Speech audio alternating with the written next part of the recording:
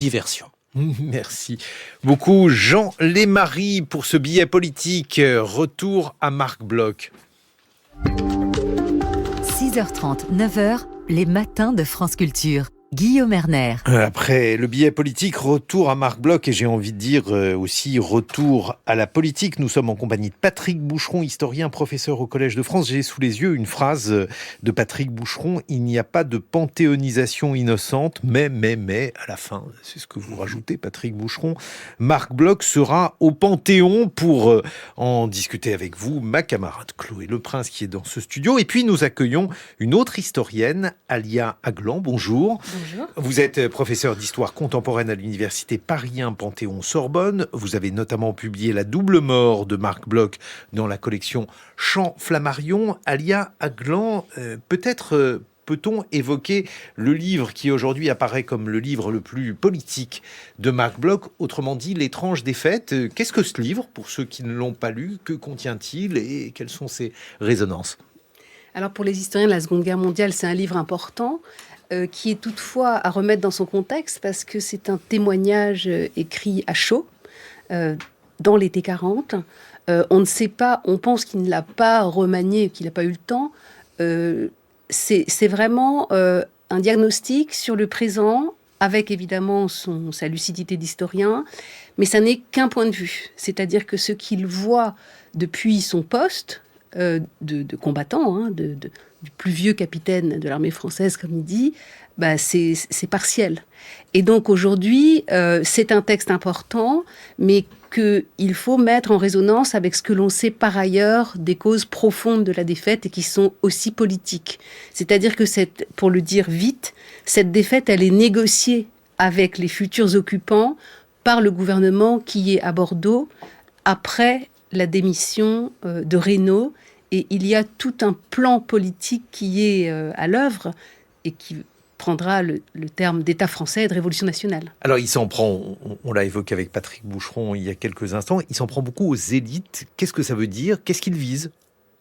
Alors je pense qu'il reprend un peu ce qu'avait dit Renan après la défaite contre la Prusse, vraiment une défaite intellectuelle et morale.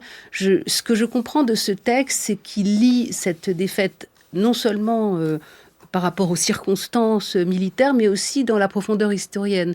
C'est-à-dire que c'est une génération qui a vécu dans les tranchées en 14-18, qui ensuite s'est réveillée plutôt pacifiste. Alors pour certains ont bifurqué vers le fascisme. Et donc, ce qu'il dit, c'est que sa génération, il est accablé par ça, n'a pas réussi à tuer la guerre. Et il retrouve en 39 et en 40, pendant la drôle de guerre, ce qu'il appelle l'éternel recommencement, les Dardanelles. Les élites en prennent toutes pour leur grade, pas seulement... alors, il y a des pages succulentes sur les états-majors. Oui. Bon, très méchante. C'est très méchant, bureaucrates, vieux, qui ne pensent qu'à sauver leur peau, qui commettent énormément de fautes. Avec les une vraie dimension de... Tout le monde en prend pour son grade. Avec une vraie dimension de lecture sociologique d'ailleurs. Il explique comment la sociologie de l'organisation de l'état-major ne peut pas aboutir à un état-major efficace. Et pour cause, parce qu'il est l'émanation de la société. Et ensuite, il passe, si j'ose dire, à toutes les strates de la société, y compris la manière dont on enseigne, c'est cette espèce de paresse de savoir. Donc, c'est très intéressant, mais je trouve qu'il ne faut pas en faire le b.a.-ba de l'histoire de la défaite. Oui, ni Patrick le b.a.-ba de l'histoire de Marc Bloch. C'est-à-dire que, en fait, c'est ça qui est important. Témoignage, avez-vous dit, Alia Aglan. Il fait avec ce texte comme il fait avec tous les textes. Et d'abord, il critique le témoignage. Il se présente. C'est un des rares textes où il dit qui il est et comment il est ce qu'il est. C'est-à-dire, il commence par son grand-père, un arrière-grand-père, Gabriel, soldat de l'an 2. Il se présente en patriote républicain, il se présente en combattant.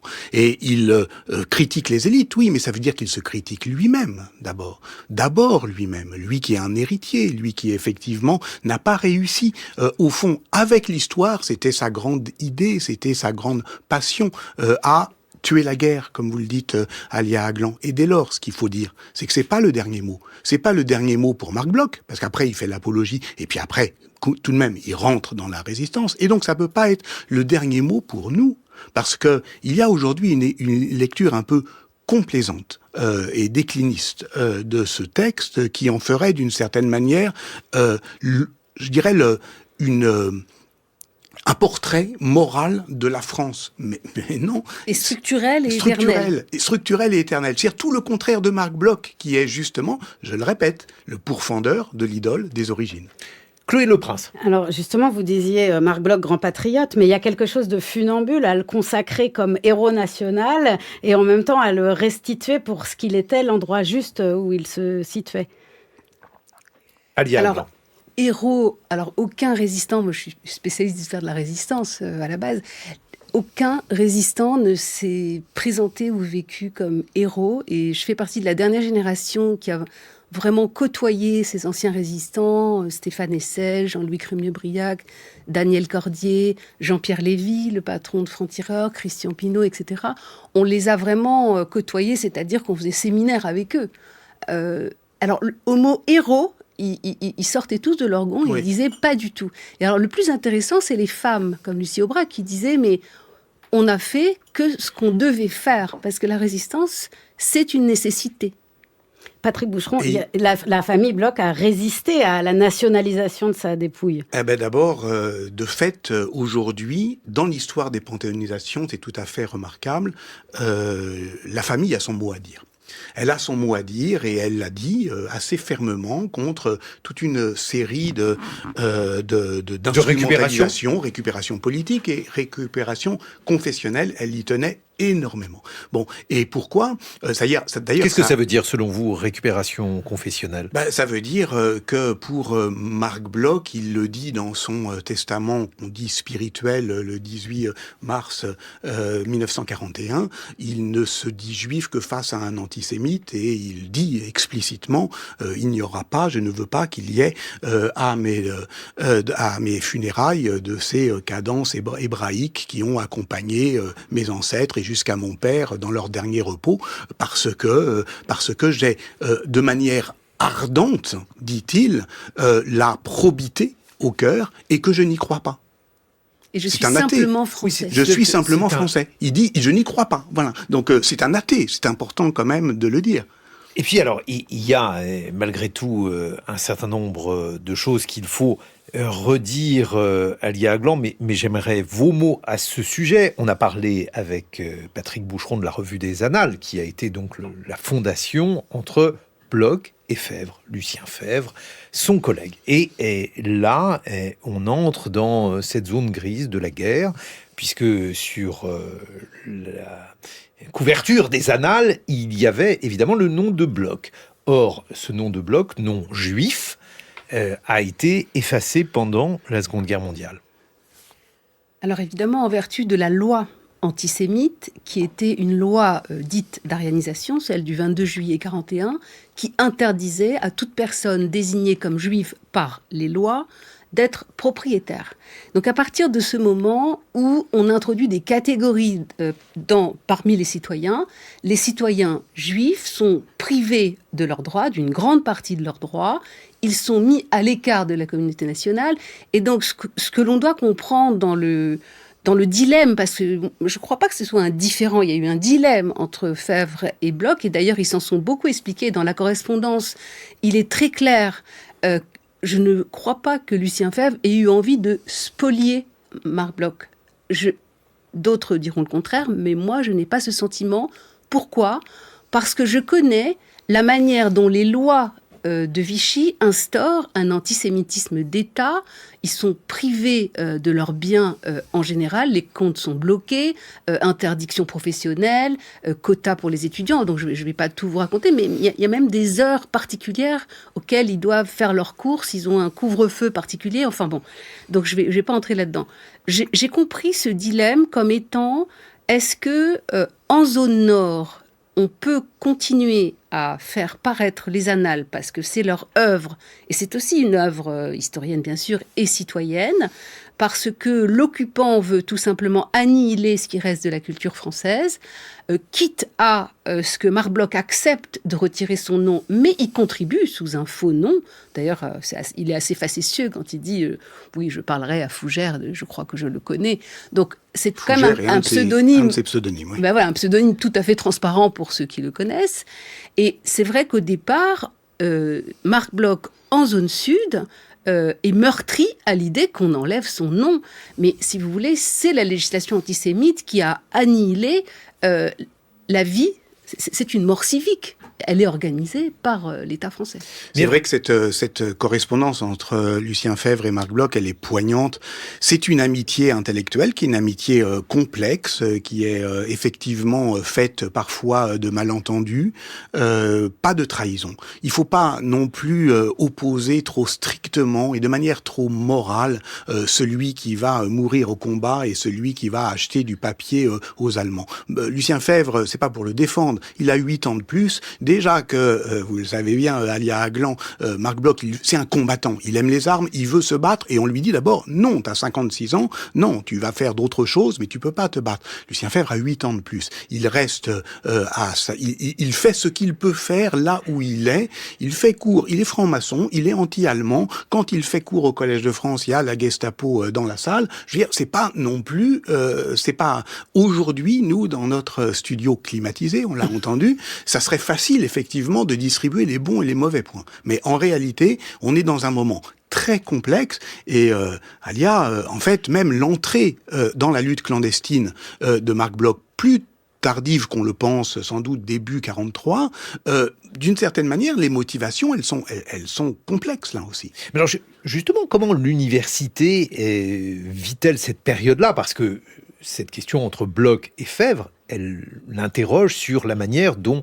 l'université, c'est-à-dire une part des élites françaises, ont vécu les lois de Vichy, les ont appliquées, les ont refusées. Les ont appliquées. L'université n'a pas été très résistante, sauf des individus comme Marc Bloch, comme Jean Cavaillès, comme Albert Lottmann, comme Jean Gosset. Enfin, on peut en saisir beaucoup. On connaît la liste. Individuelle. Et voilà. Le problème, c'est qu'on la connaît. Ce qui veut dire qu'il n'y en a pas eu. Ce sont des exceptions. Mais enfin, en même temps, la résistance est une exception dans la société française. Non, l'université, bon, c'est vrai qu'il y a eu des manifestations d'étudiants autour du 11 novembre 1940, mais globalement, ils ont quand même installé une chaire d'antisémitisme à la Sorbonne et une chaire de raciologie à la faculté de médecine. Donc, si vous voulez, le fait que l'ensemble de l'institution se soit absolument aplati devant l'occupant, bon, oui. C'est pas la seule institution qui se soit aplatie, en fait, parce que mais quasiment c'est aplati. Mais on aurait pu attendre peut-être de la liberté universitaire Patrick Boucheron qu'elle ne s'aplatisse point. Mais oui, mais ça c'est toute la question de Marc Bloch. D'une certaine manière, je suis même pas sûr qu'il en ait été déçu. Il savait à quoi s'attendre. On parlait justement de cette panthéonisation en cours par la jeunesse. Et rappelons-nous que Marc Bloch disait je crois en la jeunesse. Le 16 juin, donc jour de son assassinat par la Gestapo, pas par les Allemands. Moi j'ai fait mes études dans la salle Marc Bloch de Paris. Marc Bloch fusillé par les Allemands. Mais pardon, mais d'abord il est donné par des Français. Donc voilà, le fameux gueule tordue dont on parle aujourd'hui. Donc c'est différents visages de la France. Et le 16 juin, jour donc de son assassinat, il y a eu une très émouvante cérémonie au ministère de l'enseignement supérieur où des élèves comédiens ont posé la seule question qui vaille. Notre génération s'est posée la question, au fond, qu'est-ce qu'on aurait fait si ? Mais là, maintenant, la question n'est pas là. Avec Marc Bloch, on peut se poser la question, qu'est-ce qu'on fera si ? Et au sein de l'université, c'est Lucien Febvre qui est le premier entrepreneur de mémoire de la mémorialisation de Marc Bloch. Oui, c'est un texte très poignant d'ailleurs qu'il publie immédiatement dans les Annales, qui s'appelle Marc Bloch est mort. En fait, il a un peu attendu parce que les bruits ont couru que peut-être il avait été déporté. On ne sait rien. La mort infamante dans ce champ oui. À Saint-Didier de Formans, où il y avait, alors pendant la cérémonie au ministère, il y avait une cérémonie sur les lieux devant le monument aux morts, comme chaque année. Dans l'Ain. dans l'un, c'est vraiment un pré perdu où il est tout fait pour qu'on ne reconnaisse pas les corps. Et on a reconnu son corps à sa Légion d'honneur qu'il a obtenue à titre militaire. Bon, mais alors, je vais relire ces quelques lignes que Bloch consacre à son judaïsme dans les tranches défaites. On les a beaucoup citées, mais peut-être qu'elles méritent d'être rappelées. « Je suis juif, sinon par la religion que je ne pratique point, non plus que nul autre, du moins par la naissance. Je n'en tire ni orgueil ni honte, étant, je l'espère, assez bon historien pour n'ignorer point que les prédispositions raciales sont un mythe et la notion même de race pure, une absurdité particulièrement flagrante et... » Il conclut « Je ne revendique jamais mon origine que dans un cas en face d'un antisémite. » Or, Patrick Boucheron, en ce moment, il y a une résurgence, en tout cas c'est mon analyse de l'antisémitisme, et d'un antisémitisme qui parfois utilise d'autres visages, avec un certain nombre de termes, comme l'antisémitisme est devenu un crime, l'antisémitisme politique n'est plus envisageable, alors on utilise d'autres termes, on traite des gens par exemple qui n'ont jamais pris de position particulière par rapport à Israël, de sionistes, voire de génocidaires. Qu'est-ce que ça vous inspire, cette période particulière, Patrick Boucheron ? Et donc, il faudrait dire que Marc Bloch est sioniste parce que, au fond, c'est une faute historique de le dire, puisque objectivement, il ne l'est pas, parce que on le sait, et c'est ni bien ni mal, c'est comme ça.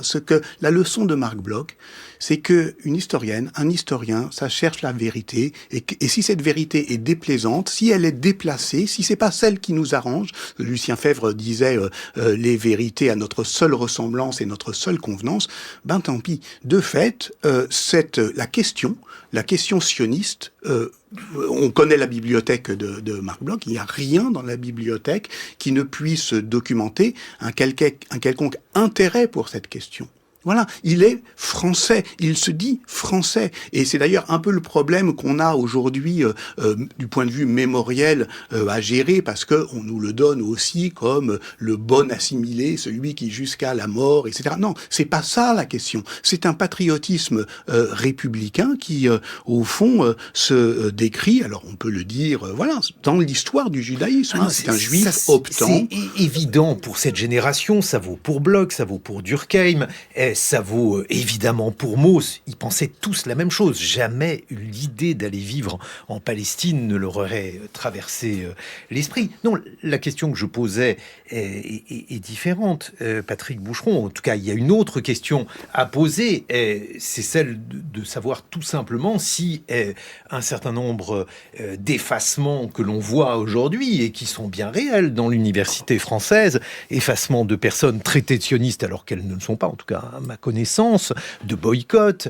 Je pense par exemple, alors là c'était l'université de Rotterdam, qui a décommandé Eva Illouz, alors que celle-ci est l'une des universitaires les plus critiques de la politique de Benjamin Netanyahou, et non pas depuis le 7 octobre, mais depuis bien avant. Est-ce que ceci ne s'assimile pas tout simplement à de l'antisémitisme et la glorification de Marc Bloch actuellement n'est-elle pas aussi l'une des stratégies de récupération qu'on évoquait, pas la seule, mais aussi une forme de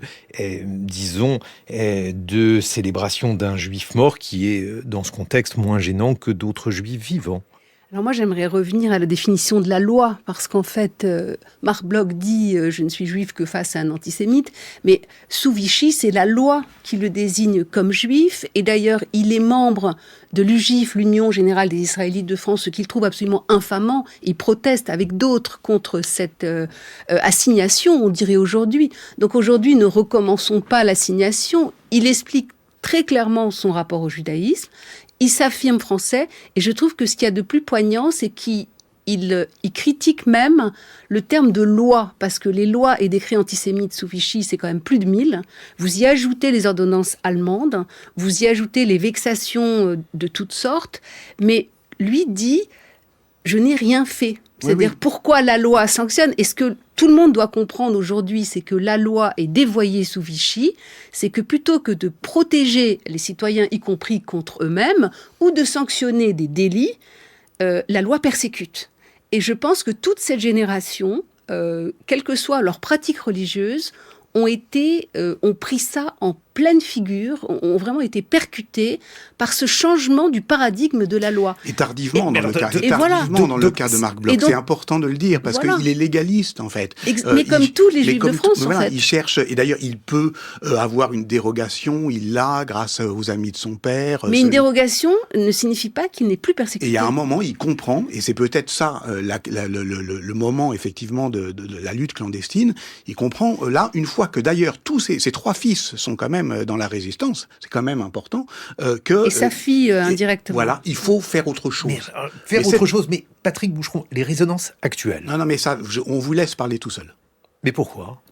Parce que là, aujourd'hui, on est dans un autre sujet, qui est celle de parler justement d'un historien qui vous nous trouvez a vraiment, donné... Vous trouvez vraiment que c'est... Vous trouvez vraiment que... J'insiste sur le fait que c'est la loi qui discrimine aujourd'hui. Toutes les manifestations dont vous parlez, ce sont des individus qui vont stigmatiser, agresser. Bon, ça c'est la violence, je dirais, qui est celle de groupes ou d'individus. Ce n'est pas la loi qui dit...